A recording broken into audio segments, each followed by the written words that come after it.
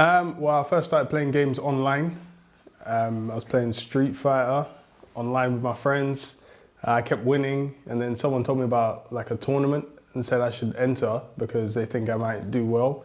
So I went to a tournament in 2010, I believe. Yeah, 2010. Did okay, and then got invited to some weekly sessions, and then started attending those, and then started traveling in 2011, just off my own back. And then I got picked up by Mousesports going on 2.5 years ago now, I think.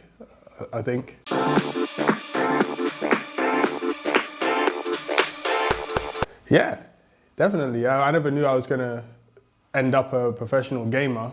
It's always something that was seen as a hobby, and then it gradually just came into reality. But prior to that, I was working in an office, just doing standard jobs.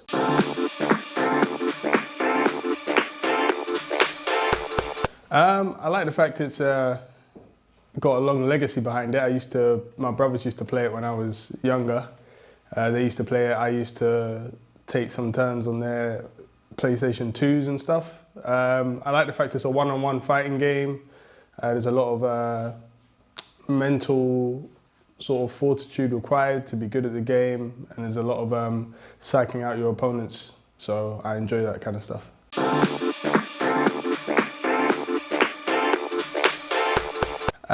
Well, I always had to have a standard job until it kind of lifted off, because you got stuff that you have to pay for. So as long as I was covering the things I needed to pay for and getting good grades at school when I was attending school, my mum, because it's just really my mum that I live with, was not really bothered. As long as I can maintain the basic stuff, then it was fine.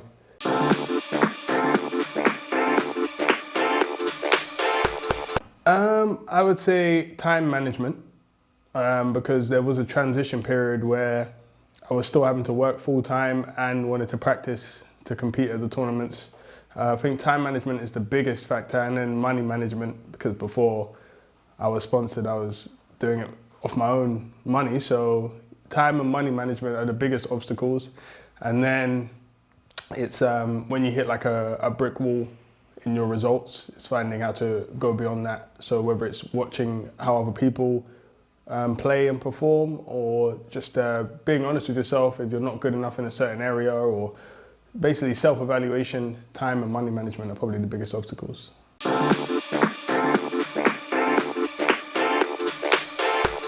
Well, they picked me up off of a sort of like a recommendation from someone who's no longer with the team. And then the first year they picked me up, I won the World Championships in my game. So I guess it worked out. So I guess they believed in me when there wasn't really much reason to. Gave me a shot, and then I just turned it into a really good opportunity and performed really well. So yeah, and they're basically like a second family. The team are really nice, accommodating, and yeah, I like them a lot.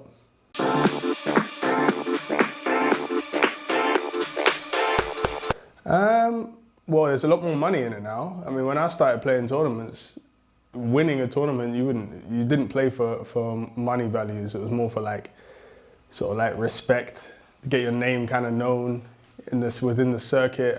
Prize money was almost like a myth. But now there's lots of sponsors, or a lot more sponsors within fighting games. It's not quite on your Dota level with 31 million going around, but it's definitely a lot better than what it was. So you can actually make a living out of it. That's probably the main difference, and a lot of people are now getting involved because of that.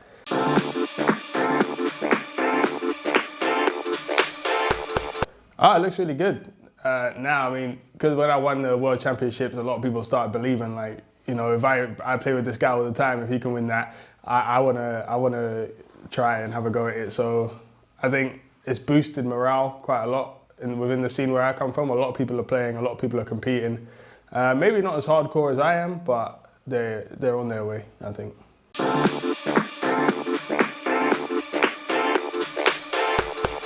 I don't really know if I should be telling people my weaknesses. You know, I don't know if that's good, that's smart for me to do. But in general, my strengths are, I would say, very determined. I practice a lot, so I'm very knowledgeable about the game that I'm playing. So with regards to analysing opponents, analysing myself, and trying to improve from there. So I'll watch a lot of my replays back even when I win, because there's a lot to be taken from both winning and losing. I'd say I have very good execution. I can do all the moves properly without making any errors, and I've got really good patience, I would say. Weaknesses, I've tried to fine tune them over the years. I would say maybe, I don't know, we have winners and losers bracket. So I guess if something doesn't go my way and I go to losers bracket, I tend to stay annoyed at what happened, and it can mess up my second game. Like if I felt I shouldn't have lost the first game, it can stay with me, and then I don't perform as well in the second game. But that's probably my main weakness, but I think I'm starting to work on that. But yeah, that's probably the main one I can see for now.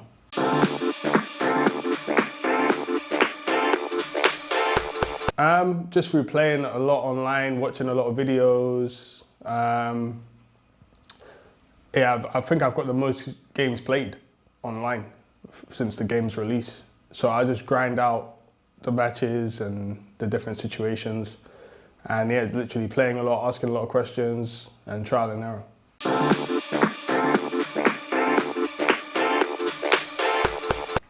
Yeah, within the circuit, and just some random people within London, because me winning Evolution made the newspapers, because it was the first time a UK player has won Street Fighter for Evolution. It made like Metro, Daily Mail, The Sun. It made a lot of newspapers, so people saw my picture and they know me quite well because of that. Plus, there's been a lot more events happening, so I'm like a poster boy for lots of events where I come from, so everyone just kind of recognizes me. Like, mainly people within the circuit, but I have had a few people that don't even play that know who I am as well.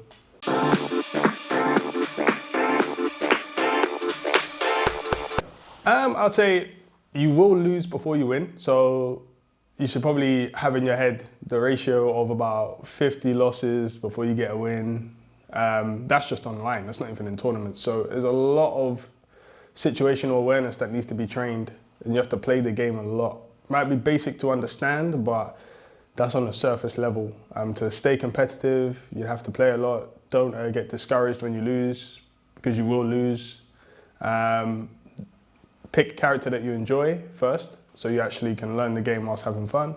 And then start looking at like tier lists and who's top tier and stuff like that. But first pick a character that you just have fun with so you can learn the game. And then look into frame data, tier lists and stuff like that later on.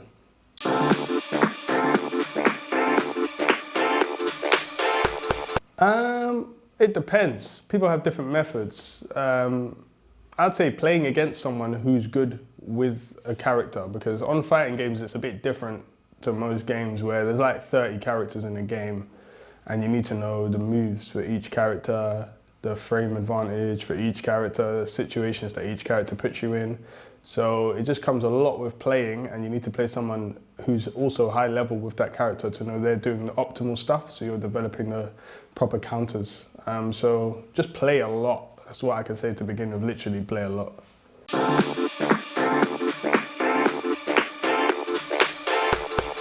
And drink lots, go out, have like jogs, stay fit and healthy. You can't just be sitting in your chair all day. You actually need to, if you go gym, go gym. I would recommend a lot of physical activity because otherwise, yeah, it's not going to be good for you. So yeah, physical activity, drinking lots of water and playing for long periods.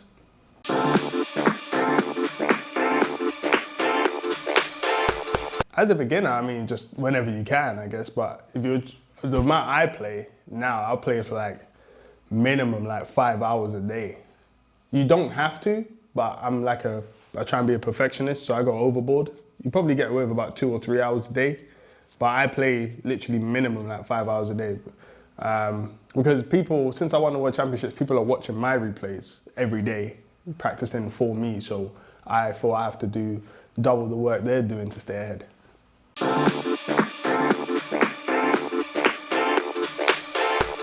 Nah, not anymore. I used to be. But since I won the World Championship, that's the highest level of platform you can play on. So my nerves were at an all-time high then. Then I've won, and I've lost tournaments since then. So that whole fear of losing is gone. So I'm just very practiced. I have my regime, I've done my training. I just believe if I practiced enough and I'm ready enough, I will win on the day. And if I don't, then I have to look at what went wrong. But there's not really any nerves, it's just a matter of just executing.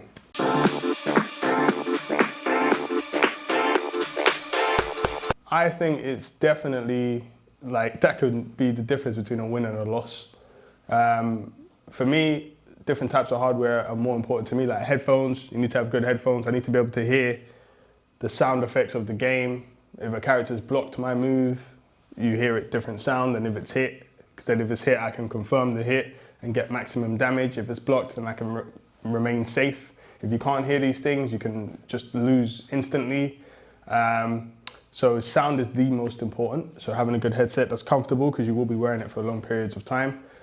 So a clear, comfortable headset is great. The right control pad as well is essential to be able to execute the moves properly and don't get blisters on your thumbs. So a comfortable control pad and the right headset is the most important thing for fighting games. But hardware will make or break whatever you're trying to do.